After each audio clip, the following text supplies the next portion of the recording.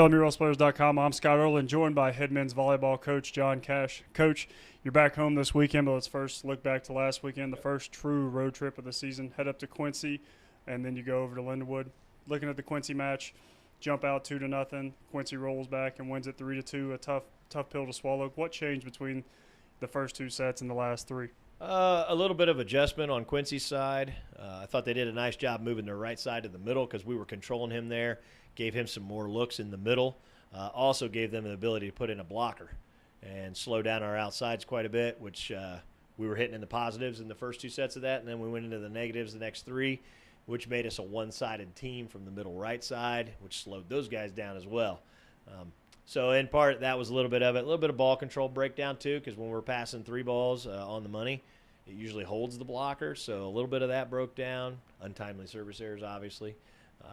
But other than that, I mean, you're playing. We played a senior-laden group out there. The subs he brought in were all upperclassmen. Guy has 9 guys on his roster that are seniors. It's the second, actually all 3 matches with King, Lindenwood, and Quincy. Very upperclassman-oriented teams, so experience has a lot to do with that too. Even with that being said, I thought we competed really well. We're moving in the right direction. We're winning the race to the 15-point. We just need to get over that hump and get it all the way to the 25-point, and I think we'll see some good things come from that.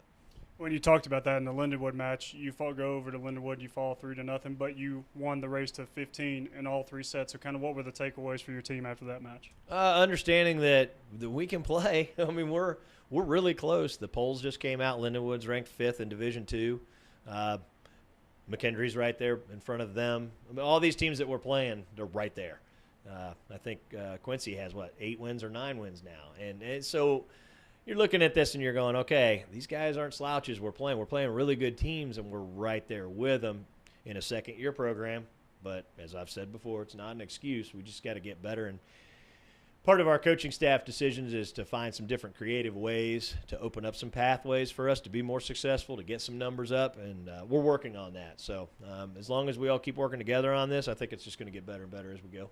When it was the first road trip of the season, what were the takeaways and what did your team learn this past weekend? Well, it was a fun road trip. It's learning to take care of themselves on the road. It's a different animal that way in a cramped bus.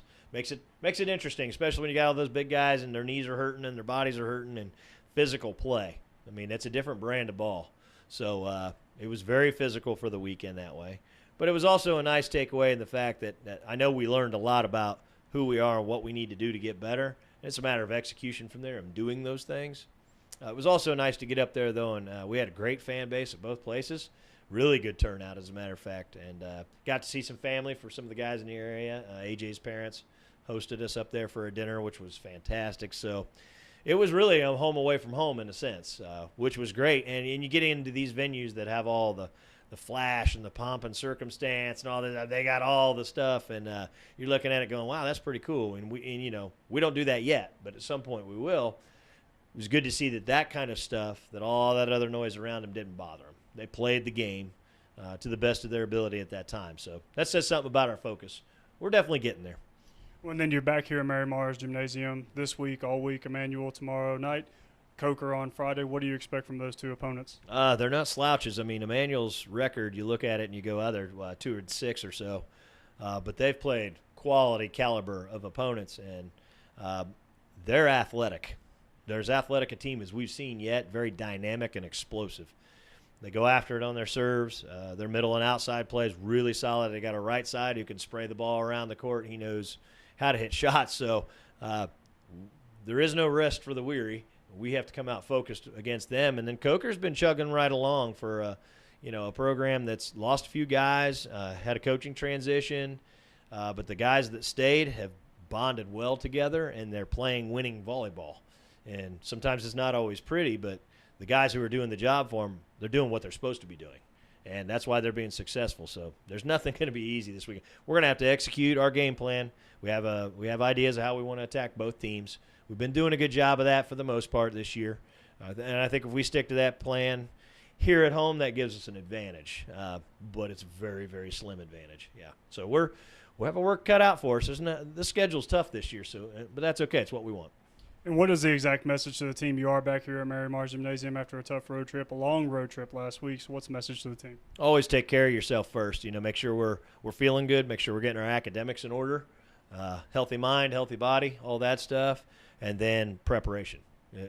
If you don't prepare, you'll never be able to execute, especially for the line of error that we give ourselves. We really have to be on our game, and that doesn't ever change. Even when the stats say, oh, we didn't do a good job of it, our goal doesn't go down to make it easier. We keep it at a high level. So our expectations are high. We want to come in and we expect to perform well and win. That's our job. So that's the expectation. Well, the Rail Splitters are back here both for 2 matches this week, tomorrow against Manual at 7 p.m. and then on Friday at 7 p.m. as well against Coker. For LMURailsplitters.com, I'm Sky Roll, and he's John Cash.